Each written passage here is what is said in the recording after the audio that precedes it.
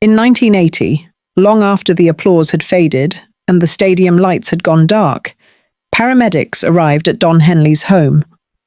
What they found there would follow him for decades.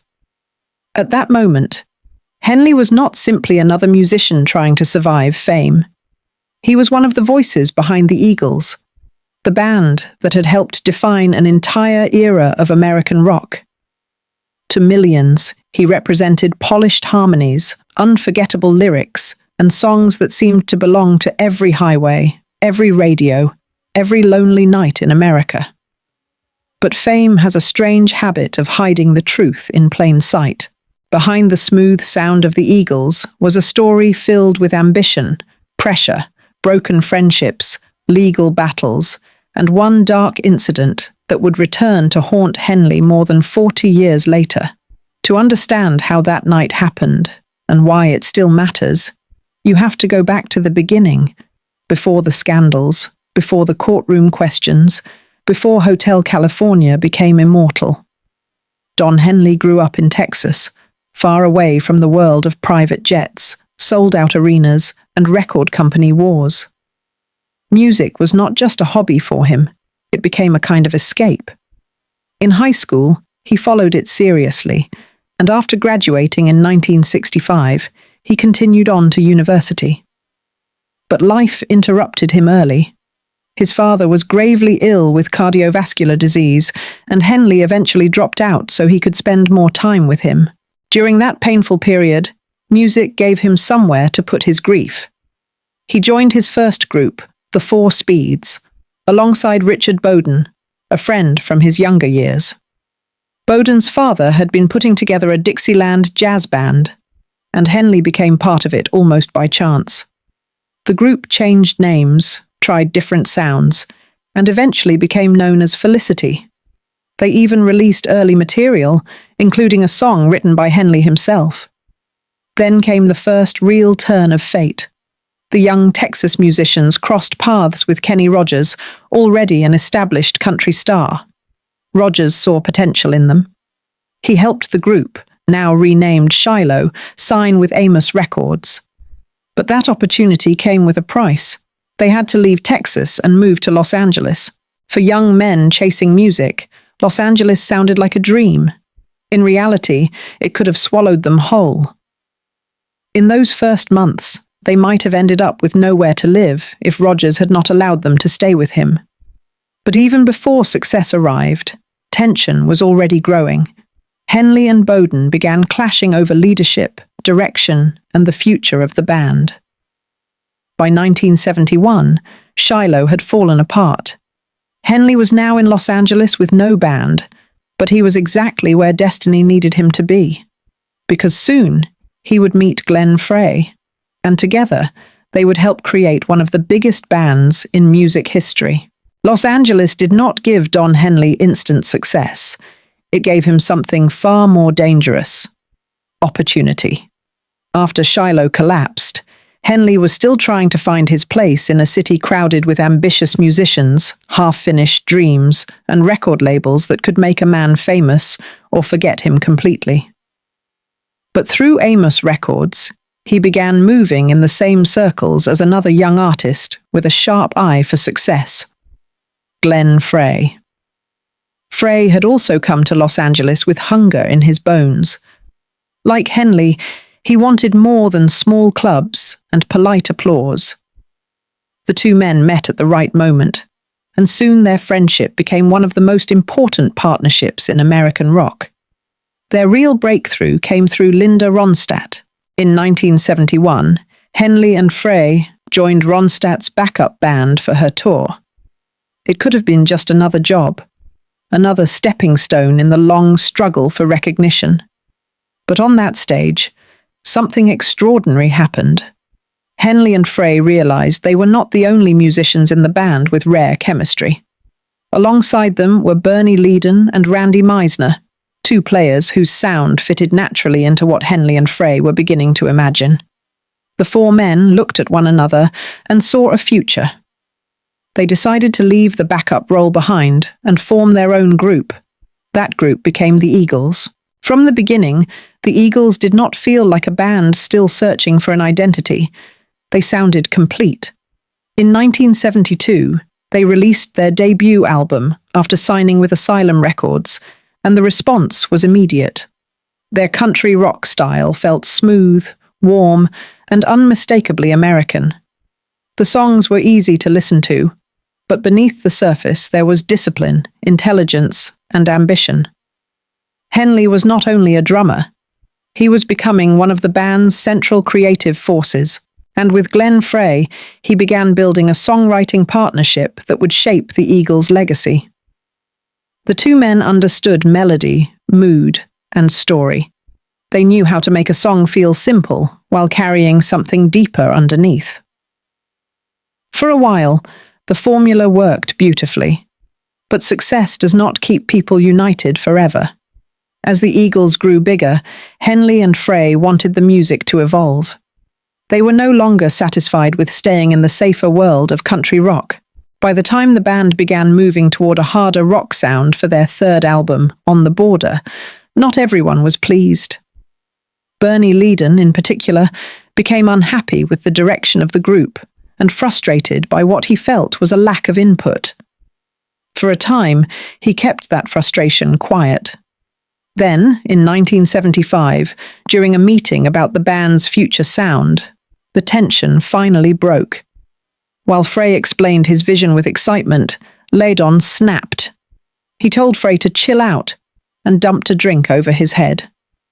It was not the most violent moment in rock history, but for the Eagles, it was enough. Leadon's departure soon followed, and the band brought in guitarist Joe Walsh. Along with Don Felder, the Eagles now had the sound that would carry them into legend. Then came the song that changed everything. Hotel California. Henley took the lead vocal. Frey, Felder, and Henley helped shape the track. When it was released on the 1976 album of the same name, it became more than a hit. It became a cultural landmark, mysterious, elegant, haunting, and impossible to escape. The Eagles were now at the top of the world, but at the top, the air was thinner, and the cracks inside the band were getting harder to hide. By 1976, the Eagles had what every band dreams of, and almost no band survives easily. They had fame, they had money, they had one of the most recognizable songs in the world. Hotel California did not simply become a hit, it became a shadow that followed them everywhere. The song was played across America, dissected by listeners, praised by critics, and treated almost like a mystery in musical form. For Don Henley, it proved something important. He was not just the drummer sitting behind the band. He was a voice, a writer, a storyteller, one of the engines behind the Eagles' power. But the same success that made the Eagles untouchable also made them fragile. Inside the band, old tensions began to sharpen. Creative differences turned personal. Small disagreements became loaded with years of resentment. Don Felder, who had helped shape the sound of Hotel California, started feeling increasingly underappreciated. The bitterness did not stay quiet. Most of it was aimed at Glenn Frey, whose authority in the group seemed to grow heavier as the years passed. The breaking point came on July 31st, 1980, during a concert in Long Beach. To the audience, it may have looked like another night of polished rock performance. The music was loud, the crowd was alive, and the Eagles were still one of the biggest bands in the world. But behind the microphones, something ugly was happening. Throughout the show, Felder and Frey were threatening each other, waiting for the performance to end so the real fight could begin. Imagine that. A band playing before thousands of people while two of its members were quietly preparing for violence. That night did not end with the Eagles simply arguing backstage. It marked something far deeper. The trust was gone. The friendship was broken. The band still had obligations, including a live album for Elektra Records, but the spirit of the Eagles had collapsed. Glenn Frey refused to speak to the others. The distance widened. The machine that had produced some of America's most beloved music suddenly could not hold itself together. Before long, the Eagles were finished. For Don Henley, the end of the band could have been the end of the story. Many artists never recover after leaving a group that large. They spend the rest of their careers being introduced as former members of something greater than themselves. But Henley was not ready to become a memory. He stepped into his solo career with help from someone who already knew the strange loneliness of fame, Stevie Nicks. The two had shared a romantic past, and in 1981 they reunited musically for her song Leather and Lace. The track became a top 10 hit, giving Henley a powerful reminder that his voice still mattered outside the Eagles. Then came his own solo material. His debut album received only modest attention, but one song cut through the noise. Dirty Laundry. Sharp, cynical, and unforgettable, it sold over 1 million copies in America. Henley had found a new identity, not as one member of a famous band, but as a solo artist with something to say. In 1984, he released Building the Perfect Beast, and from it came another defining song, The Boys of Summer. The single climbed to number 5 on the Billboard Hot 100 and became one of the most recognizable tracks of his solo career. Professionally, Henley had survived the Eagles' collapse, but privately, his life was still unsettled. In the early 1980s, he began a serious relationship with actress Maren Jensen. He proposed, and she said yes. She even sang harmony on his 1982 song Johnny Can't Read, and the album I Can't Stand Still was dedicated to her. For a while, it looked as if Henley might build a stable life beyond music. But the relationship ended after 4 years. Once again, success had not brought peace. Henley had fame, money, hit songs, and a second career rising from the ashes of the first. Yet beneath it all, the same pattern remained. Brilliance on the surface, turmoil underneath. And soon, his battles would move from the stage to the courtroom.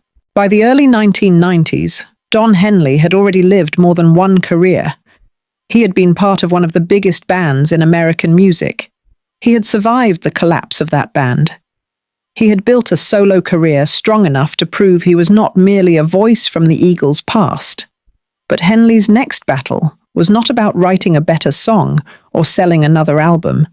It was about control. In 1993, he tried to end his contract with Geffen Records. The label, however, argued that Henley still owed them a greatest hits collection and 2 more studio albums. For many artists, this would have been a private business dispute. For Henley, it became something larger. His first major step into the fight for musicians' rights. He based his argument on a California law created decades earlier to protect entertainers from being trapped in long-term contracts. According to Henley, no company should be able to force an entertainer to work under the same contract for more than 7 years. But the situation became even more bitter when he discovered that David Geffen had allegedly made secret arrangements with other labels to stop them from signing him. Henley did not simply complain. He fought back. That legal fight shaped the way he viewed the music industry. To him, artists were often treated like valuable property, useful when they were profitable, disposable when they became difficult. And Henley, who had already seen the darker side of fame, began to turn himself into a public defender of musicians who lacked the power to protect themselves. But his activism was not limited to record labels. In 1990, Henley helped establish the Walden Woods Project. The goal was to protect the historic land connected to Henry David Thoreau from modern development. For Henley, this was not a casual celebrity cause. It was a serious environmental mission, one that reflected his desire to use fame for something beyond applause. He later turned his attention to another place close to his heart, Caddo Lake in Texas. It was an area tied to his childhood, a landscape of wetlands and memory. By helping establish the Caddo Lake Institute, Henley worked to protect the natural world that had shaped him long before music made him famous. And then, after years of distance, came the reunion many fans thought would never happen. In 1994, the Eagles came back together. The band that had once broken under the weight of resentment agreed to let the past rest, at least enough to perform again. For fans, it felt like a miracle. For Henley, it was a return to the place where his name had first become legendary. His personal life also seemed to settle into a new chapter. In 1995, he married model Sharon Summerall. Together, they would have 3 children. When Sharon was diagnosed with multiple sclerosis, Henley remained committed to supporting her, building a family life that looked very different from the chaos of his earlier years. Yet he never fully stepped away from conflict. In 2000, he helped establish the Recording Artists Coalition, an organization created to protect musicians from unfair and dishonest treatment in the industry. The same man who had once battled his own label was now trying to give other artists a stronger voice. Years later, in 2020, Henley took that fight to the United States Congress, testifying about copyright law and the Digital Millennium Copyright Act. He argued that existing protections were not strong enough to defend artists' work in the digital age. But this time, not everyone saw him as the hero. Some online creators viewed Henley as overly aggressive, especially because his music had reportedly triggered copyright strikes even on videos such as guitar tutorials, where creators believed fair use should apply. The battle was no longer simple. Henley saw himself protecting artists. Others saw him as punishing people who loved the music enough to teach it, discuss it, or reinterpret it. Still, the Eagles continued. After Glenn Frey died in 2016, the band changed forever. Frey's son, Deacon, later joined the lineup in his father's absence, and Henley even had the chance to bring his own son, Will, on tour to play guitar. By the end of 2023, Henley stood as the only original member still in the band. The Eagles began their farewell tour, calling it The Long Goodbye, a fitting title for a group whose history had always been a mixture of beauty, bitterness, loyalty, and loss. But even as Henley looked toward the end of his musical journey, One Night from 1980 refused to disappear. And more than 4 decades later, it came back into public view. For years, Don Henley's public image rested on 2 very different truths. On one side, he was the celebrated musician, the voice behind songs that had become part of American culture. On the other, there was a night in 1980 that never completely disappeared, no matter how much time passed. That night was November 21st, 1980. The Eagles had already fallen apart. Henley was reeling from the collapse of the band, and by his own later explanation, he was in a dark, emotional place. The breakup had left him depressed, restless, and searching for an escape from the emptiness that followed the end of something enormous. Then the emergency call happened. Paramedics arrived at his home and found 2 underage girls there, aged 15 and 16. Both were reportedly under the influence of illegal substances. The 16-year-old had overdosed, though thankfully she survived. Henley later received 2 years probation and a $2,500 fine for contributing to the delinquency of a minor. For many stars, an incident like that might have ended a career, but Henley's career continued. He went on to become a successful solo artist, a respected songwriter, an environmental campaigner, a defender of musicians' rights, a husband, a father, and eventually the last original member still standing in the Eagles. Time moved forward. Tours continued. Albums were remembered. Fans sang along. The old scandal remained part of his history, but for many years it sat in the background, until 2024. More than 4 decades after the incident, the events of that night resurfaced during a completely separate legal matter involving allegedly stolen handwritten Eagles lyrics. Suddenly, the old questions were back in public view. What happened at Henley's house? What did he know? What had he said about it before? And why did some of the details seem difficult to reconcile? Over the years, Henley had given limited explanations. In 1991, he claimed he had been hosting a farewell party for the Eagles road crew. But during the 2024 proceedings, a letter he had written became part of the discussion, and it appeared to suggest something different. In that letter, Henley reportedly said he did not want to see any of his friends that night, a detail that raised fresh questions about the party version of events. In his testimony, Henley described himself as being overwhelmed by grief after the Eagles' breakup. He said he wanted to escape the depression he was feeling. According to his explanation, he called a service to send a girl over to his home. The evening involved drinking and drugs, and then the situation turned frightening when the girl collapsed and began seizing. Henley stated that her condition had improved by the time first responders arrived. He also claimed that he only learned she was 16 when paramedics interviewed her. He further testified that he had not slept with her. But explanations do not always erase public memory. And that is the complicated truth of Don Henley's legacy. He was not a simple figure. He helped create music that millions loved. He wrote songs that carried longing, regret, distance, and beauty. He fought powerful record companies. He defended environmental causes. He stood before Congress arguing for artists' rights. He built a family life and continued performing long after many of his peers had faded. Yet the darker parts of his story remain impossible to ignore. The Eagles are often remembered as one of the greatest rock bands in history, and Don Henley was central to that greatness. Without his voice, his writing, and his creative force, the band would not have reached the same legendary height. His solo career proved that his talent could survive outside the group, and his activism showed that he wanted influence beyond music. But fame does not only preserve the songs, it preserves the shadows too.